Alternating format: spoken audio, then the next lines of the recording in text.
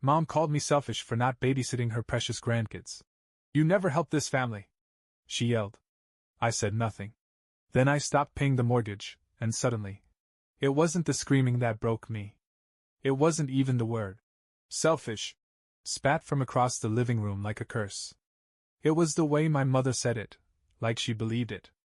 Like the last 7 years of my life meant absolutely nothing. You never helped this family, she yelled, her eyes narrowed, mouth trembling, not from sadness but rage. And my sister Leah, not to be outdone, chimed in with, Seriously, Jake? You're just a bachelor with no real responsibilities. You can't even help with your own niece and nephew? That was the moment everything stopped. Not in the dramatic, crash of thunder sense. It was quiet. Just this strange, heavy silence that settled in my chest. And I said nothing. I just nodded. Then I walked out the front door. But let me back up, because this story didn't start with that blow-up. No, it started years ago, the night my father died and something in me clicked into survival mode. I was 25 when the heart attack took him. Unexpected, fast, brutal. I remember standing at the foot of his hospital bed, not even really believing it had happened. He had been the glue, the quiet force that kept everyone in orbit. Without him, gravity stopped working. So I stepped in. There was no grand speech, no dramatic vow. I just started paying the mortgage on my mother's house. Quietly. She had no income of her own back then, not since she quit her job to care for Dad in his final months. I picked up her utility bills too. Then the property taxes. Then the unexpected credit card debt that surfaced months later, $11,400 she'd never mentioned. She cried when I found out. I paid it. And Leah? Leah was already struggling with her ex at that point. 2 kids under 5 and a string of bad decisions wrapped in court dates and eviction notices. So I covered her rent for a while. Paid off her car when the repo notice came. Even gave her my Saturdays for a little help. That eventually became full weekends watching her kids so she could have just one night to breathe. I didn't complain. Not once. Because I thought that's what family did. I thought if I just kept showing up, if I kept proving my worth quietly over time, they'd see me. They'd finally see me. But that day? That moment in the living room when I asked, once, to not babysit after working 16-hour shifts for 3 weeks straight? When I said, I just need this one weekend to myself. They acted like I'd set the house on fire. And that's when it hit me, they didn't just not appreciate what I'd done.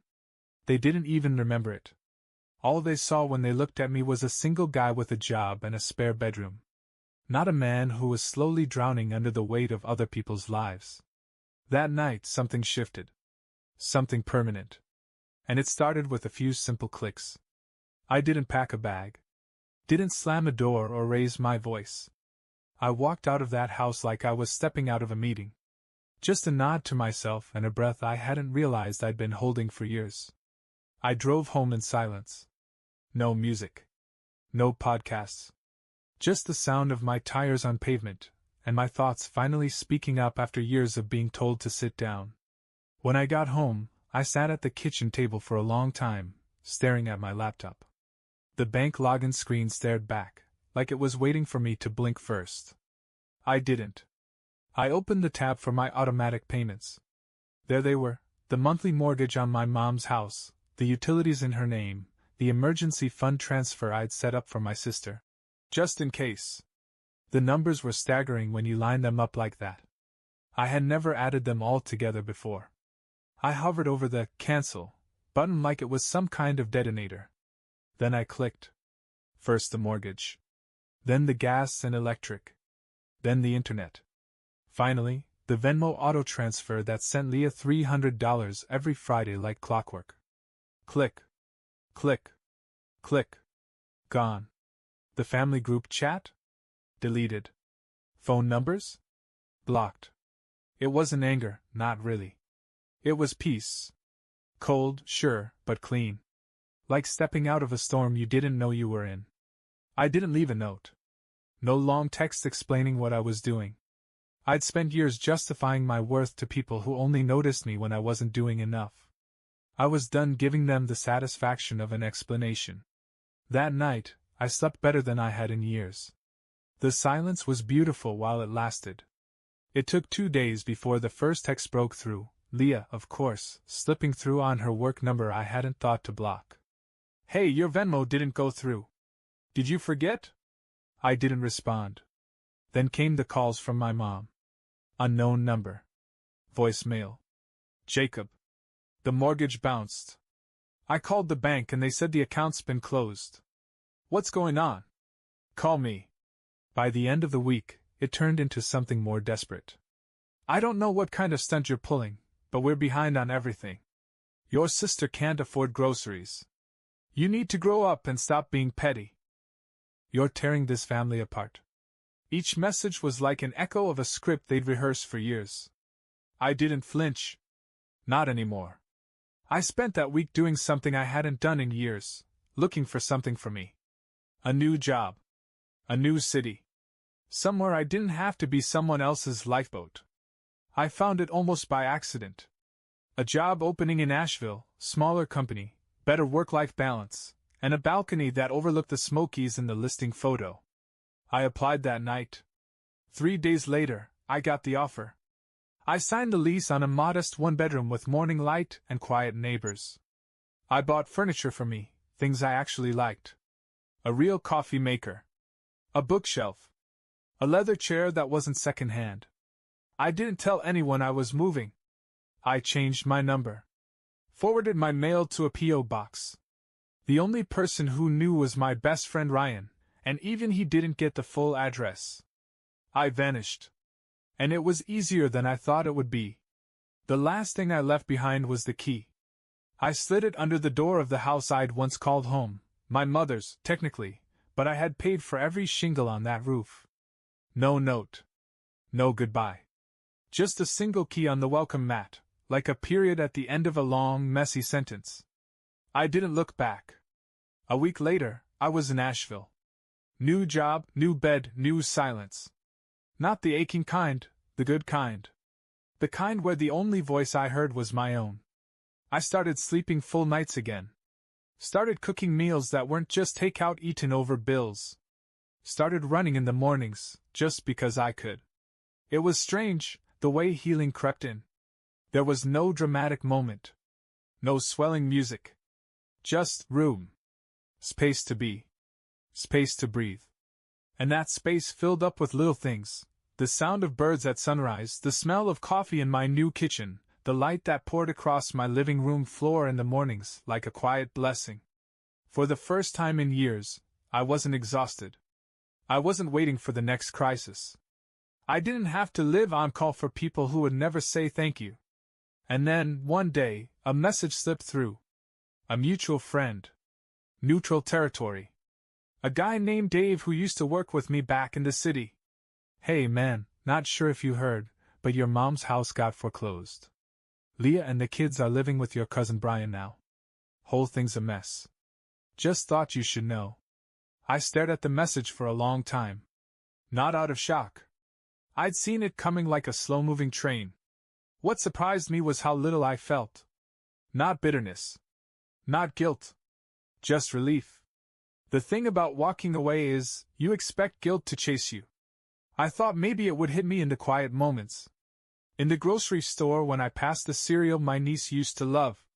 In the parking lot when I saw a car like my mom's. I thought I'd feel some kind of moral gravity pulling me back toward them. But it never came. I realized that guilt had always been their favorite tool. They sharpened it with words like family and obligation. Used it like a leash. And for so long, I'd worn it like it was mine. But now I saw it for what it was, a lie wrapped in sentiment. A debt I never agreed to. I wasn't a husband. I wasn't a father. I wasn't their personal bailout fund. I was a man in his 30s who had given too much of himself to people who never asked what it cost. And now I had my life back. I started writing again, just little things, journals mostly. Sketching out thoughts I never had time to think before. Dreams I'd boxed up when Dad died. I signed up for a woodworking class on a whim and built a coffee table with my own 2 hands. Sturdy. Quiet. Mine. Sometimes I'd hear stories about them, my mother telling neighbors I had abandoned the family, Leah claiming I walked out when they needed me most. I even heard from that same mutual friend that they were telling people I had a breakdown. Maybe I did. A breakdown of old patterns. Of inherited guilt. Of the idea that love means sacrifice, always at your own expense. If that's a breakdown, then it was the best thing that ever happened to me. The first season passed in peace. Fall turned to winter, and I celebrated the holidays alone for the first time in my life. No casseroles, no screaming kids, no pretending to laugh at Leah's eye-roll-worthy jokes or smile while Mom handed me a sweater 2 sizes too small. I made a roast. Bought a tiny fake tree. Lit a candle that smelled like pine. Sat on my couch, plate in lap, watching the snow drift outside the window of my apartment like something out of a movie. And for once, I didn't feel like something was missing. The world didn't end. I didn't crumble without their chaos. In fact, I started feeling, what's the word? Whole. It was maybe mid-January when the next attempt came. An email this time. Subject line, from your mother. It sat in my inbox for 3 days before I opened it. Part of me was curious. Another part of me was bracing for the manipulation. But it was short. Just 4 lines. I don't know where you are now. I hope you're okay. We've had a rough time since you left. I wish you hadn't given up on us. There was no apology. No ownership. Just that subtle twist of words, you gave up on us.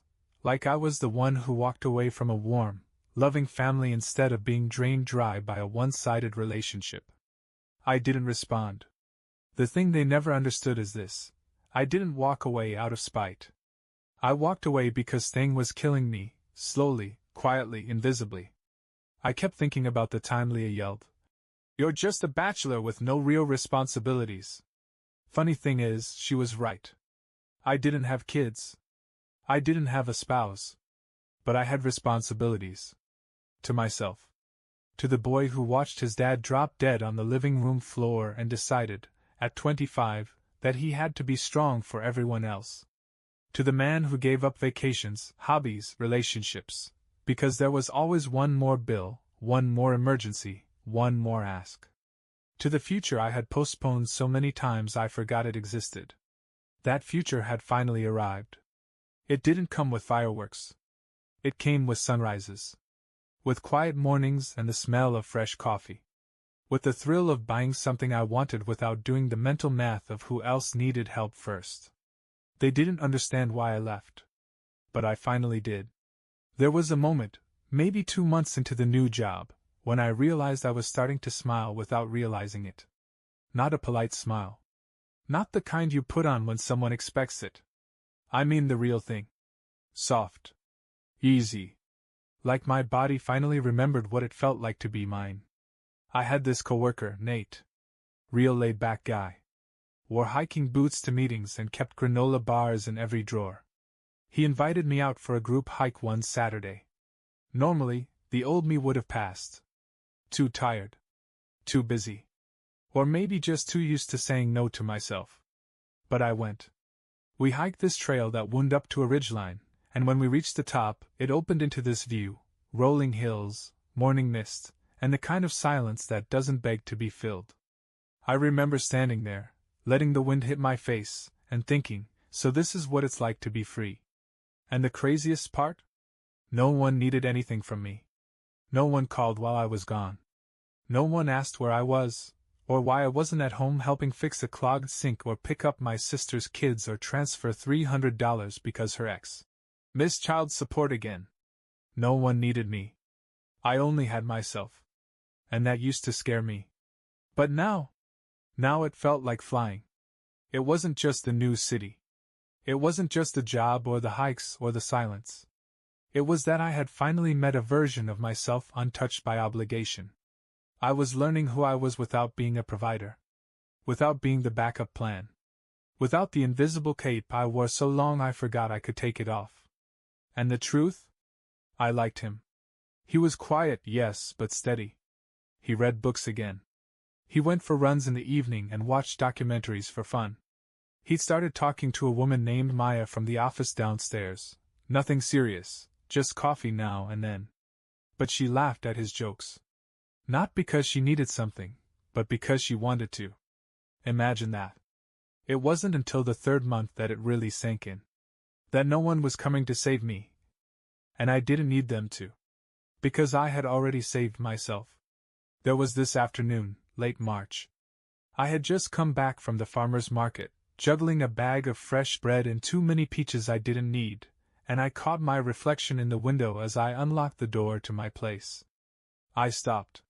It wasn't just that I looked different. It was something deeper. I was standing differently. Shoulders back. Face calm. A man at rest, not just a man recovering. And I realized then, I had stopped flinching. Stopped flinching every time my phone buzzed. Stopped bracing for guilt. Stopped living with one foot in someone else's crisis. It felt like getting out of a toxic relationship I didn't even know I was in. One night, maybe 2 weeks later, Dave, the mutual friend, texted me again. "Hey, your mom's trying to track you down." She called me. I just stared at the message for a second, then asked, "What did she say?" "Said she doesn't know where you are. That it's not right for a son to disappear on his family. She asked if you were mentally okay." I laughed out loud at that one. The irony. They couldn't understand that my silence wasn't a symptom, it was healing. For the first time in years, I wasn't explaining myself to people who never listened. And maybe that's what scared them most. I told Dave, "Please don't give her my info. I'm good. Really." He waited a few minutes before replying. I figured. "You seem different. Lighter, even over text." He wasn't wrong. I was lighter. Like I had dropped the weight of 1,000 unspoken expectations and finally had room to stand up straight. And here's the thing, they didn't just lose a mortgage payer or a babysitter when I left. They lost the one person who never asked for anything. The person who showed up without needing to be asked. Who remembered birthdays, fixed the broken steps, took late-night calls, stayed home when others got to play. They lost me. And I think somewhere deep down they knew it. Because when people lose their crutch, they don't just fall, they panic. I heard they tried to apply for assistance after the foreclosure. That Leah cried to my cousin about how she had nowhere to go. That my mom started telling neighbors she had one child who abandoned the family. And another who's too burdened to step up. But those weren't the consequences of my actions. They were the result of years of taking without giving. Of leaning without thanking. Of assuming I'd always be there just because I always had been. They built their lives on the assumption that I would never leave. And then I did. Spring arrived like a quiet celebration, blooming dogwoods, warm breezes drifting in through my screen door, the kind of air that makes you believe in new beginnings. I was sitting out on the balcony one morning, sipping black coffee from a chipped ceramic mug I'd picked up at a local craft fair. The sun was rising over the Smoky Mountains, washing the treetops in gold, and I felt still. Not empty. Not lonely. Just still. And then my phone buzzed. Blocked number. I didn't answer. I let it go to voicemail, but I already knew who it was. Later, when I listened to the message, it was my mother. Her voice, familiar but somehow smaller, crackled through the speaker. "Jacob, please. I don't know where you are. I don't even know if you're okay. I just want to talk. We all make mistakes, but this disappearing act, this isn't you. It's not the boy I raised." There was a pause. I could hear her trying not to cry. "Leah's struggling. The kids, they miss you. I know you're angry. I know you think we took you for granted. Maybe we did. But please, Jacob. Please come home." I played the message twice. The first time, I listened like a son. The second time, I listened like a man who had spent his entire adult life sacrificing himself for people who didn't see him until he was gone. And I realized something. She didn't miss me. She missed what I did. She missed the bills getting paid, the calls getting answered, the way I filled every crack they didn't bother to seal themselves. Because if she missed me, she would have seen me before I vanished. She would have looked at me all those nights I sat at the dinner table, exhausted and quiet, and asked if I was okay. She would have told me thank you, just once. But she didn't. None of them did. So I deleted the voicemail. That was the last time she tried. Maybe she got the message. Maybe she didn't. But it didn't matter anymore. Because I wasn't lost. I hadn't disappeared. I had simply moved out of orbit from a solar system that fed off me like a sun, and I had built my own sky. A quiet life, yes. But one that was mine. And I had no intention of ever going back. It was a Tuesday. I remember that because Tuesdays used to be the worst: midweek burnout, unpaid bills, voicemail bubbles stacking up like little red grenades. But this Tuesday? I woke up before my alarm. No rush. No dread. Just light spilling through the curtains and the sound of birds somewhere beyond the trees. I walked barefoot into the kitchen. Made coffee slowly. The good kind, not the freeze-dried stuff I used to survive on when I was working 2 jobs and still somehow broke. And then I stepped out onto the balcony. The sun was rising over the mountains, just like it had every morning since I got here, but this one felt different. The kind of different you only notice when you've lived through a life that never lets you pause. I wrapped both hands around the mug and leaned against the railing. The air was cool. Sweet. The kind of air that feels earned. And in that moment I smiled. Not because I had won. Not because they had lost. But because, for the first time in my life, I chose myself. No phone buzzing. No drama waiting in my inbox. No more proving. No more justifying my worth to people who weighed my value in silence and sacrifice. Somewhere, my old house stood empty. Somewhere, Leah was telling people I ran off and left them to fend for themselves. That I abandoned my family. That I wasn't well. And maybe they believed her. Maybe they didn't. But I wasn't trying to rewrite the story they told. I was writing a new one, with no audience. No applause. No guilt baked into the margins. Just a quiet, honest life, built brick by brick, sunrise by sunrise, on my own terms. So no, I didn't go back. I won't. Because peace like this? It isn't loud. It doesn't need permission. And it doesn't come with a return address.